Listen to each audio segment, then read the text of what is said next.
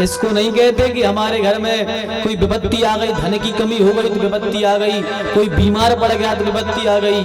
हनुमान जी इसको विपत्ति नहीं कहते हैं। हनुमान जी कहते हैं जब तब सुमिरन भजन न हुई, जिस क्षण जिस श्वास से हमारे मुंह से भगवान का नाम न निकले, असली विपत्ति तो वही है, वह क्षण हमारा व्यर्थ चला गया, वही विपत्ति है सबसे बड़ी। असली संपत्ति तो भगवान का नाम है। सच्चे तो भगवान है, बाकी निर्धन है संसार।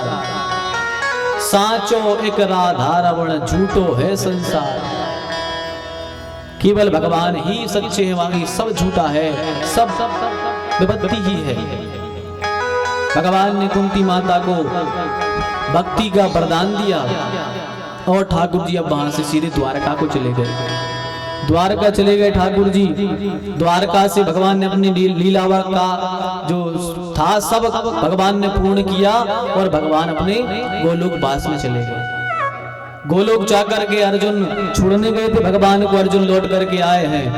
अर्जुन का तो ऐसा लगा मानो जैसे शरीर से शक्ति चली गई हो।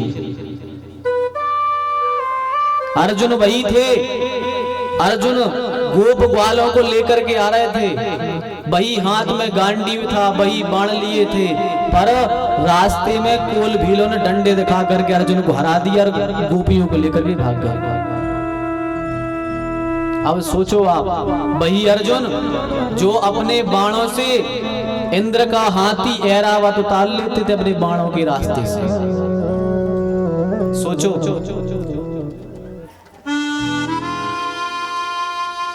जितना बल एक हाथी में होता है, 10,000 हाथियों का बल एक दिग्गज हाथी में होता है, और 10,000 दिग्गज हाथियों का बल एक ऐरावत में होता है।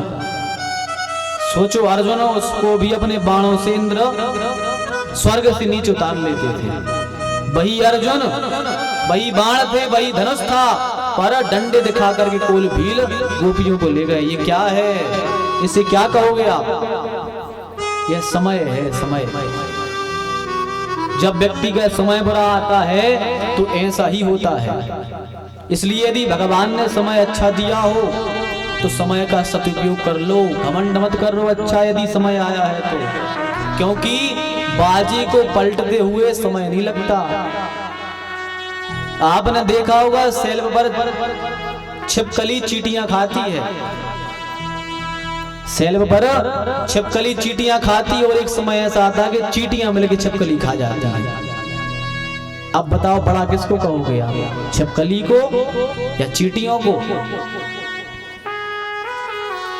ये समय है, बड़ा किसी को नहीं कह सकते आप। ये समय है, समय बड़ा होता है।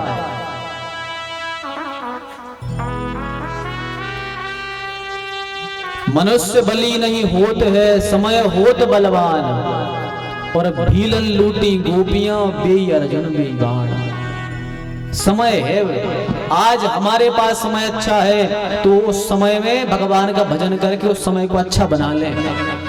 अच्छे समय में घमंड ना कर ले, क्योंकि समय को बदलते हुए पता नहीं लगता कब समय बदल गया। जो आपने देखा होगा जो फरसों पे थे वो अरसों में पहुंच गए, और जो अरसों में थे वो फरसों पे आ गए। रोड पे आने में लोगों को समय नहीं लगता, एक बाजी पलटी की रोड पे आ गए। एक पत्ता गलत फेंका कि सारी संपत्ति बाहर। पांडवों ने यही तो किया था। पांडवों ने किया क्या? जुआ खेल गए, सारी संपत्ति दांव पे लगा दी, सारी संपत्ति दांव पे लगा दी। अंतिम दांव बचा, दुर्योधन ने शर्त रख दी, बोले युधिष्ठिर एक बाजी और खेल लो, बस एक बाजी। बोले यदि इस बाजी में तुम जीत गए तो सारी संपत्ति जितनी हारे हो हम सब लौटा देंगे, सारी संपत्ति लौटा देंगे। लेकिन यदि हार गए तो बोले द्रौपदी को हमें देना पड़ेगा, द्रौपदी को लगा दो बाजी में। युधिष्ठिर ने सोचा कि चलो एक बार की बाजी और है, यदि जीत गए तो सारी संपत्ति फिर वापस आ जाएगी। युधिष्ठिर ने फिर बाजी लगा दी, लेकिन समय ऐसा था कि वह बाजी भी हार गए और द्रौपदी को इतना अपमान सहना पड़ा। तो भैया समय बलवान होता है, मनुष्य बलवान नहीं है, समय बलवान है। इसलिए भगवान ने यदि अच्छा समय दिया है तो अच्छे में निकाल दो, भगवान का भजन करके निकाल दो, क्योंकि जब बुरा आएगा तो बुरा और हावी हो जाएगा यदि अच्छे को बुरे में निकालोगे तो। इतने बड़े बड़े किले बने हैं चारों ओर अपने भारत में। उन किलों में पहले मशाल जलाने के लिए क्विंटल तेल लगता था। आज उन्हीं महलों में चमगादड़ लटकी हैं। ये है समय, जिनमें क्विंटल तेल लगता था, चमगादड़ लटकी है। सोचो तो ये समय है। इसलिए भैया समय अच्छा रहे तो भगवान का भजन में निकाल दें। अर्जुन लौट करके आए हैं, अर्जुन की चाल बदल गई है, अर्जुन की शक्ति नहीं बची। युधिष्ठिर ने पूछा, अर्जुन क्या बात है, आज तुम्हारी शक्ति क्षीण हो गई है, तुमने कोई गलत कार्य कर दिए क्या? किसी अगम्य स्त्री के साथ में गमन कर लिया, या किसी कन्या को भोजन कराए बिना खुद भोजन कर लिया, या किसी संत ब्राह्मण का अपमान कर दिया, या किसी गौ की रक्षा करने का तुमने वचन दिया था, रक्षा नहीं कर पाए, क्या किया तुमने? क्या बात हो गई? या ऐसा तो नहीं है कि हमारे प्राण प्यारे श्री कृष्ण इस धराधाम को छोड़ करके चले गए? जैसे ये सुना अर्जुन ने धड़ाम से गिर पड़े और हाथ उठा करके आंखों में आंसू लेकर के बोले, नाथ हम सबके प्राण धन द्वारकाधीश हम सबको छोड़ करके चले गए। जैसे ये शब्द माता कुंती ने सुना, तत्काल आसन लगाकर बैठी और उसी क्षण अपने प्राण त्याग दिए। कुंती माता ने सोचा, जब हमारे प्राण प्यारे कृष्ण नहीं रहे तो हम फिर अब जीकर क्या करें? तत्काल अपने प्राण त्याग दिए। युधिष्ठिर भी बोले, भैया अब हमें रहने का यहाँ अधिकार नहीं है, हमारे जब प्राण धन चले गए तो हम यहाँ रह करके क्या करें? चलो हम भी चलते हैं। परीक्षित को राजगद्दी दे दी और पांचों पांडव द्रौपदी स्वर्गारोहण को चल दिए।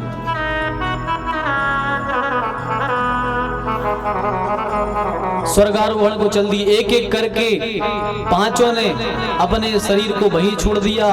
युधिष्ठिर केवल सह शरीर स्वर्गलोक को गए हैं, पर युधिष्ठिर भी नरक के दरवाजे को देखते हुए गए हैं।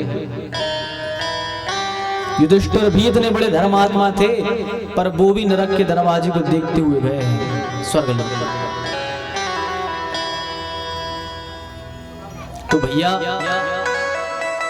जब पांचों पांडव चले गए, परीक्षित को राजा बना दिया।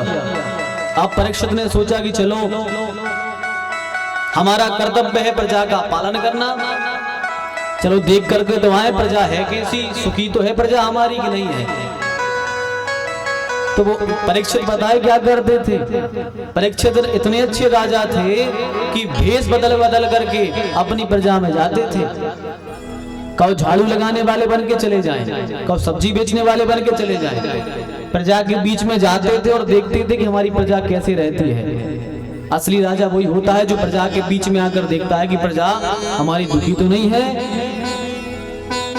परीक्षित भेष बदल बदल करके आते थे। एक दिन परीक्षित ने जरासंध का मुकुट पहना और सभा के बीच में से चल दिए प्रजा को देखने के लिए। जैसे ही प्रजा के बीच में पहुंचे, किसी ने देखा, कहा, अरे वाह, देखो देखो कौन जा रहे हैं, महाराज परीक्षित जा रहे हैं, बड़े धन्य हैं ये तो। एक बोला, अरे अरे ये तो धन्य हैं, इनके पिता और धन्य थे। बोले क्यों? बोले इनके पिता ने गर्भ में ही चक्रव्यूह की रचना सीख ली थी। कल हमने कहा था कि माताओं के लिए 1 वर्ष तक रामायण जी का या भगवान का जप करना चाहिए, रामायण का पाठ करना चाहिए, कथाओं को सुनना चाहिए। क्यों? क्योंकि बच्चे पर बुरी असर रहते हैं। इसका प्रमाण क्या है? इसका प्रमाण यही है कि जो परीक्षित के पिताजी थे अभिमन्यु, अपन सुनते हैं ना कि उन्होंने गर्भ में ही चक्रव्यूह की रचना सीख ली थी। सुना है आप सबने ये कि गर्भ में ही चक्रव्यूह की रचना सुन ली थी, सीख ली थी। तो सोचो, उन्होंने बाहर कोई कह रहा था चक्रव्यूह की रचना का बता रहा था, उन्होंने गर्भ में सुन ली और उनके मन में इतनी याद रही कि उन्होंने वह चक्रव्यूह की रचना महाभारत के युद्ध में की थी। तो सोचो आप, गर्भ में सारे वक्तव्य का, सारे चरित्र का सब असर जाता है बच्चे के ऊपर। अच्छी रामायण पढ़ोगे तो भक्त बन करके आएगा, और टीवी सीरियल देखोगे, नाना प्रकार के चलचित्र देखोगे तो वैसे ही बच्चा होगा। आजकल के होते ही बच्चे ऐसे हैं, को फटे पैंट पहन के घूम रहे हैं, मुर्गे जैसी कटिंग करा रहे हैं, चित्र विचित्र जैसे लग रहा है, विचित्र बिल्कुल एकदम। अब लोग कहे भाई महाराज ये क्या है, वो विचित्र है भैया, रंग बिरंगे बिल्ला है। कहा माता जी ने गर्भ में थे, चलचित्र देखे, अब तो मोड़ी मोड़ा भी चलचित्र ही रहे हैं, नाना प्रकार के चित्र से लगे हैं। क्योंकि जैसा आप सुनोगे, जैसा कहोगे, जैसा अनुसरण करोगे, वैसी बन जाओगे। हम जैसा जिसको देख के करते हैं, हम वैसी बन जाते हैं। इसलिए अनुसरण संत महात्माओं का करना चाहिए, उनकी देखा देखी करनी चाहिए। आप देखना कोई लड़के होते हैं जो फिल्म एक्टर की एक्टिंग करते हैं, उन जैसा ही उनका ही चित्र लगाए रहते हैं, घर में उन्हें जैसे अनुसरण करते हैं, उनको ही ज्यादा मानते हैं, तो आप देखना कि उन जैसी वो लगने लग जाते हैं। उन जैसी कटिंग कटा लेंगे, उन जैसी फटे कपड़े पहनेंगे, उन जैसे ही कान छदा लेंगे, नाक छदा लेंगे, आंख छदा लेंगे। आप उन्हें देखोगे वो वैसे लगे कि भैया ये उन जैसे लग रहे हैं, होते हैं। तो माने जैसा अनुसरण करोगे आप वैसे बन जाओगे। इसलिए अनुसरण बहाने करना है, अनुसरण साधु महात्माओं का करो कि जैसे वो भगवान का भजन करते हैं तो हमारे अंदर भी साधुत्व दिखने लग जाए, हमारे अंदर भी महात्मा के जैसे गुण आने लग जाए। गुण कहाँ आएंगे? जब आप संत महात्माओं के बीच में जाकर के कथा को सुनोगे, भागवत की कथा में जाकर के सुनोगे। अभी तक